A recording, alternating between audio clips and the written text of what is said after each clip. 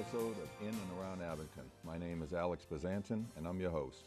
We do this weekly program so that we can highlight events, people, nonprofits, and anything that might be of interest to people in and around Abington. If you have an idea for a show or would like to be a guest on this show, please email me at alexbazantin@yahoo.com. Today's guest is Rick Collins and his son, I call him IJC3. And little Ricky's with us today for a few minutes, and then he's going to be going in the studio and helping Justin produce the show. So welcome. Thank you for coming. Thank you, Rick. Thanks for having us.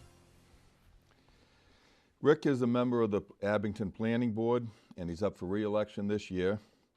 And Rick, why don't you tell us a little bit about you and your family and how long you've been in Abington? We've been in Abington about 10 years. Live on Orange Street with Ricky, my wife Rachel, who's a member of the Parks and Recs Board. I think we know why we live on Orange Street. Why is that? Because my mom's favorite color is orange. This is true. This is true. My wife went to Clemson. And her favorite color was orange. Our house is orange and purple, and it just happened to live on Orange Street. And our bathroom's orange. Yep. And my daughter Rebecca is with us as well. Yes. She's at home right now. Been on the planning board for finishing up my first term, so I was elected about 5 years ago. And I think I'm more known as a person who votes no on things, just because, a lot of what we see come through here I think could be better for the town. Either if the streetscapes could be better, the density could be better, the development itself could look better. So I've been someone who's been very willing to say, no, I think we need to go back to the drawing board, work on this, come back with something else. And I'm hoping that it will result in another term in April. And the election is April 27th here in Abington. Yep. At this point, it's too late to turn in any more nomination papers, but best of luck to you. Thank you. And I know Rick very well, and I know how hard he works on the planning board. And we're lucky to have him. So tell me a couple of things that you like about Abington and a few things that you think need improvement in Abington. Thank you, RJC3. Thanks for coming. I think the biggest thing that I like, and it's one of the reasons my wife and I decided to buy a home here, is the town has a tremendous amount of community spirit. There's just so many things in town driven by the energy of volunteers. There's always some activity going on, whether it's the Abington Celebrates, the youth sports leagues, the church dinners. There's always something going on run by volunteers, and I think it's a great thing for the town. It's a lot of community spirit. People like being from Abington. They're proud to be from Abington. And even though the town's gotten certainly bigger in the years, it still has a small town feel. It does. It does. People still know each other. People still watch out for each other. And I think that's what we like about the town. Right. One of the things that we can certainly be doing better is talking to each other a little bit more. There's a lot of committees and boards in town who don't seem to talk to each other about what's going on and how we can approach problems together.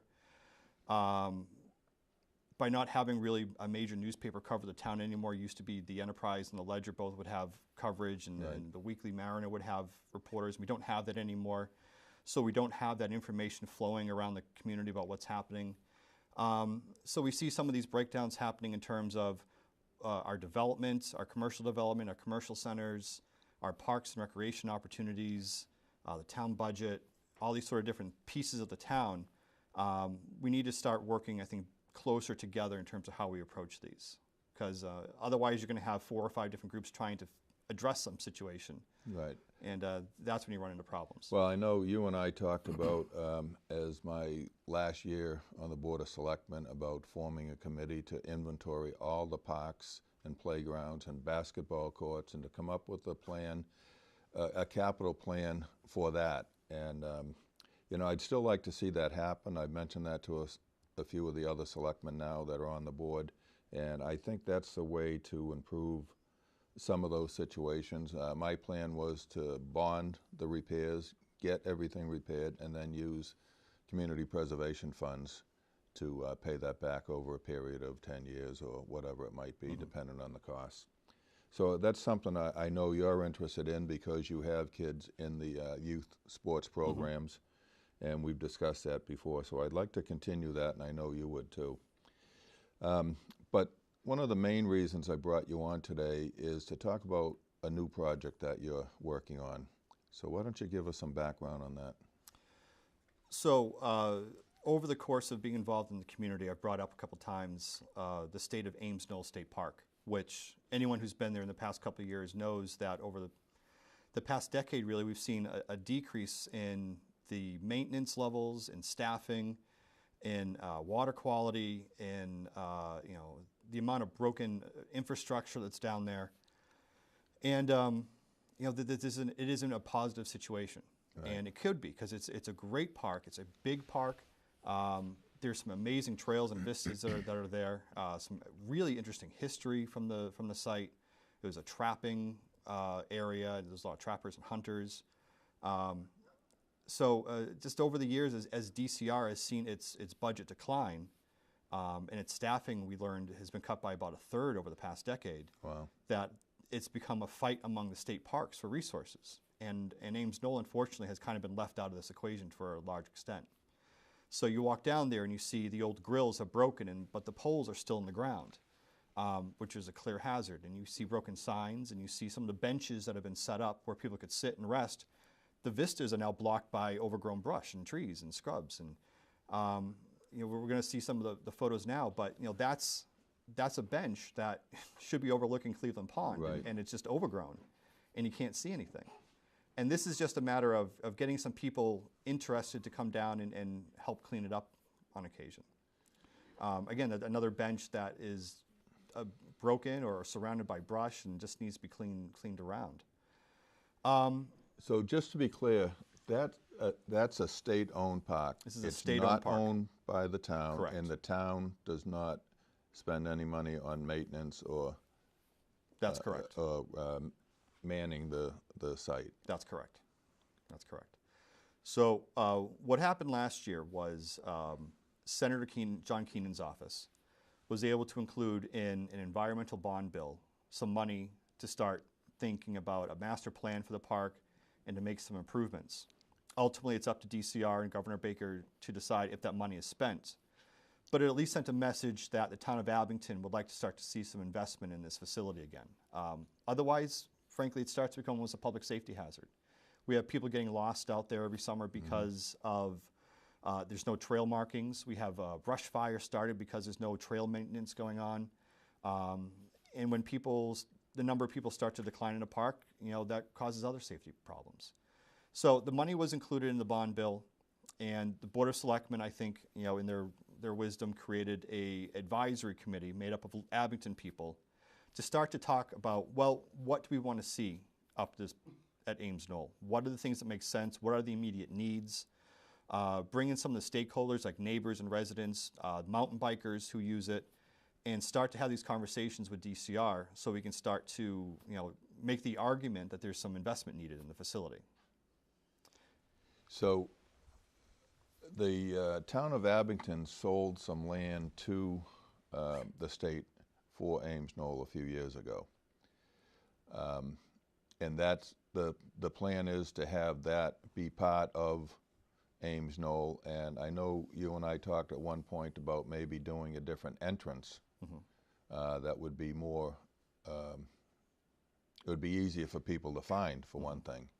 Can you talk a little bit about that? Sure. Anyone who's been to Ames Knoll knows to get there you have to go down Linwood Street, which is it's a residential road, and especially as you get towards the entrance, it gets very narrow. Right. And with the volume of people that go into the state park, it's not ideal, I think, for an entrance to a state park. Meanwhile, there's a lot of land that abuts Chestnut Street, which frankly it's a busier street, it's a wider street, and you have to think that it would make sense to at least have a trailhead there, especially since there's actually a lot of trails out in that northwest corner of the park. If you talk to mountain bikers, that's where they go and they ride around, is that northwest corner. But to access that part of the park from the current entrance, it's over an hour walk through the woods to get to. It's a very long to get out there, because the park's that big. I think it's 600 acres. It's really sizable. And there's no clear, straight, carriage trail or fire access road to get there. So it's part of the conversations we're having. DCR came to our last meeting, and that was actually something they were very open to, was putting a trailhead there that would help people access different parts of it. I see. So how many people are on your committee? How many times have you met? What's the long-term plan? We have 5 members on the committee. We've been meeting pretty much every month since about October. Okay. And it's a mix of people who are residents and well, they're all residents of Abington, but to touch different parts of the town. We have someone who runs a real estate company. We have someone who's on Parks and Rec. We have someone who's with Boy Scouts. So we're able to bring in a lot of different opinions and backgrounds, and that's been very helpful.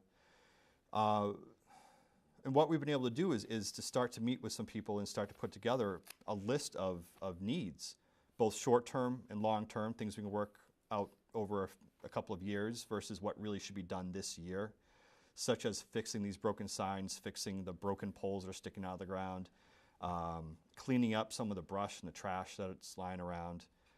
Those are more immediate needs, and then there are longer-term needs, like rebuilding bathrooms there, putting together a friends group, putting together a new entrance, marking all the trails that are throughout the facility. So we've gotten a really good reception with what we've been able to talk about so far. That's great. Is Ames Knoll a place where, say, the Boy Scouts could go camping overnight? We actually had that conversation at the meeting. It's a little tricky. The way that the regional director explained it is that they could put together a camping area, but it's not exclusively used for Boy Scouts. Right. So there's some standards and requirements they would have to meet, but it's possible to do that so that the Boy Scouts, Girl Scouts, other groups could use it for an overnight outing at the park. That's something we're looking into on a longer term basis. Yeah. Now, are you looking, on the short term, looking to get these things done by spring or this summer? So we had a really encouraging meeting with DCR, and what we did is they looked over the list that we had put together, and they kind of went through them and said, well, we can actually do a lot of these pretty quickly. Really? And we thought, well, that's great. And so we're hopeful that there are things like putting, fixing some signs and getting dog bags up so people can clean up after their animals, and placing new grills into the ground. These are all things that DCR can do pretty quickly. Right. And then there's also what we can do as volunteers. And one of the things I'll say is that since we've started working on this, I'm just amazed by the amount of people coming out and saying that they love to help, the energy that's coming up around this. I have a lengthy list of people who have emailed saying they want to volunteer and they want to help out some way, groups who want to come up and help. So one of the things we have to do is figure out how can we marshal all these resources and all this energy and use it in a way that's going to be really productive. And the exciting thing is that there's a lot we could do and really complete by the end of the summer or this fall. Now, are those things cleanup day or fixing benches? Is that something the volunteers could do? Is that something that the state would allow us to do? So DCR is very amenable to volunteers helping with these projects in the parks, and that's probably partially out of self-interest. The less they have to do, the more volunteers are willing to do, the better. So we are looking to schedule a cleanup day, and we're not sure which day it's going to be. There's a statewide park service day that's on the 27th of April. That's also our town election, so we need to figure out if that's the best date for it or if we should have it at a different time.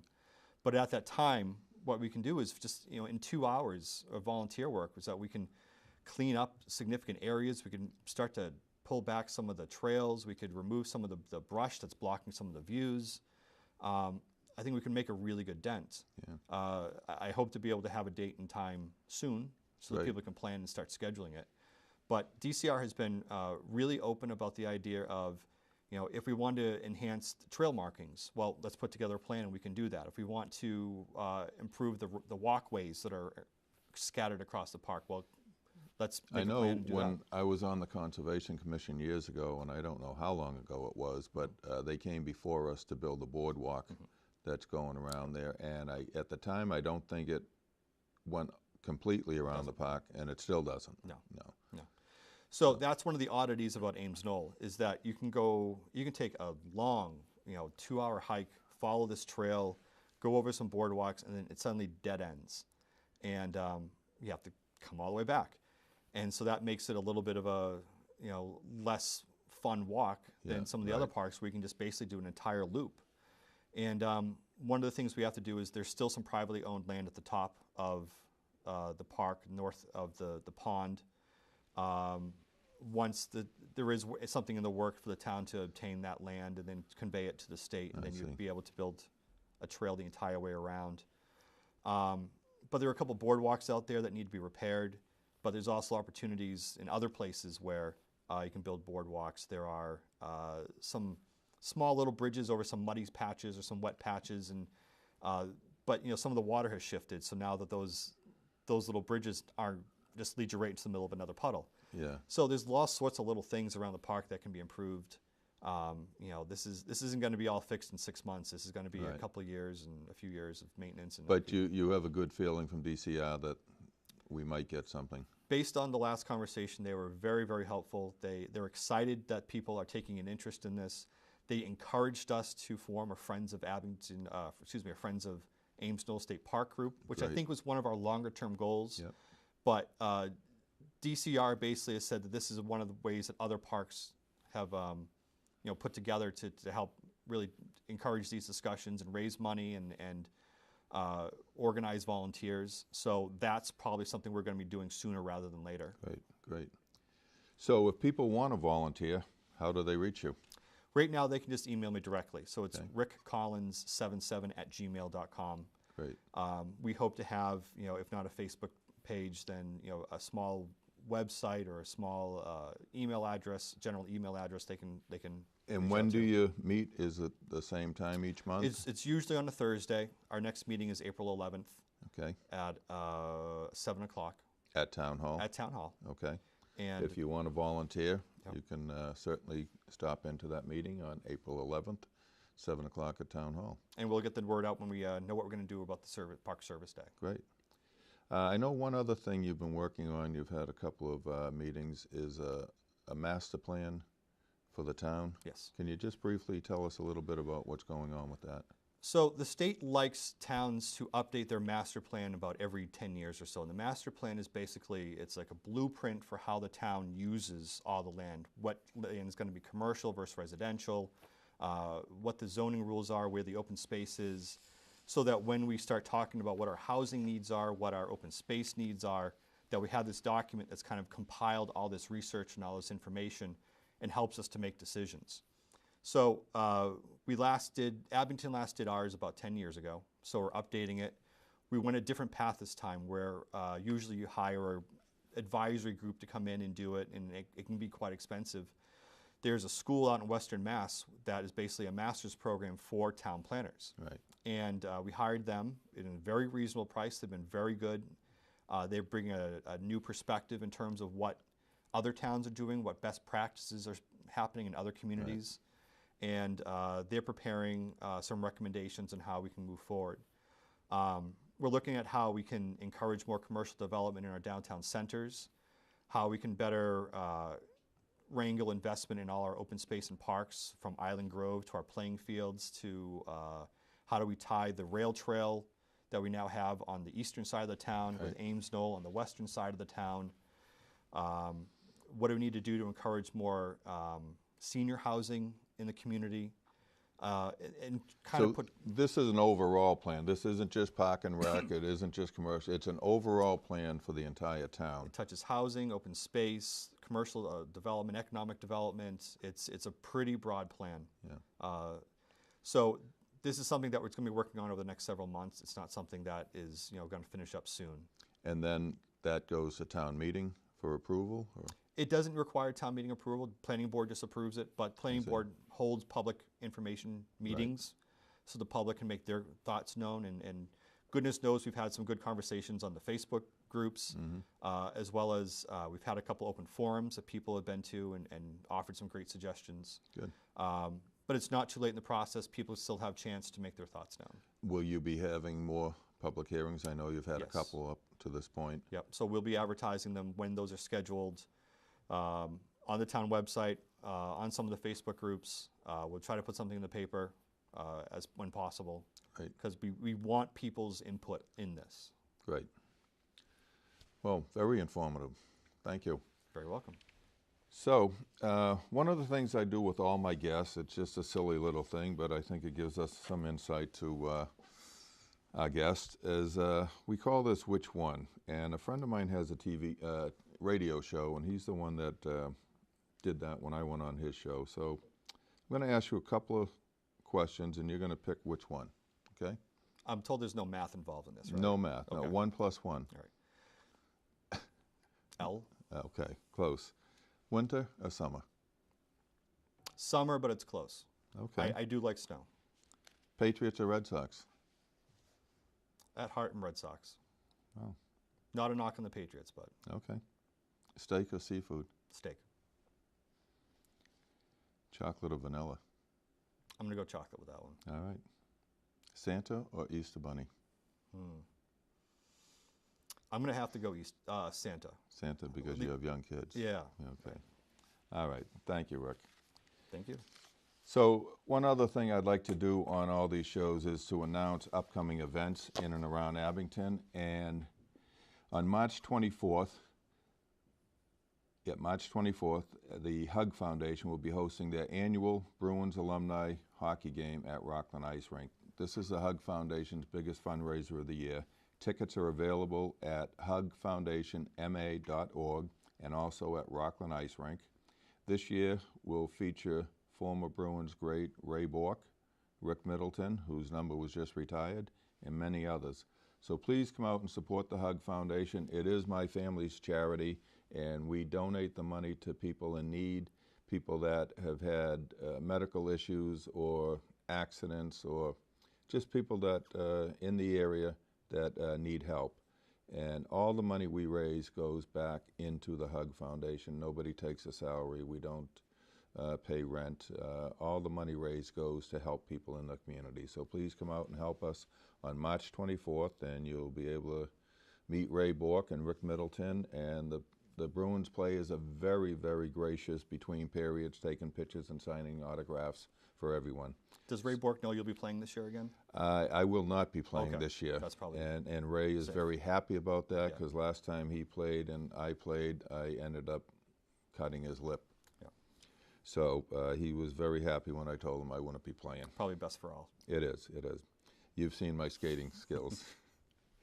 So, as I said earlier, if you have an idea for a show, please email me at alexbazanson@yahoo.com. And if you'd like to do your own show or volunteer here at Abington Community Access, please reach out to Justin at abingtoncam.org. This is your studio, and we encourage people to use it. So that concludes another episode of In and Around Abington, and thank you to my guest, Rick Collins, and RJC3 in the control studio there. Thank you, and thank you all for watching. Take care.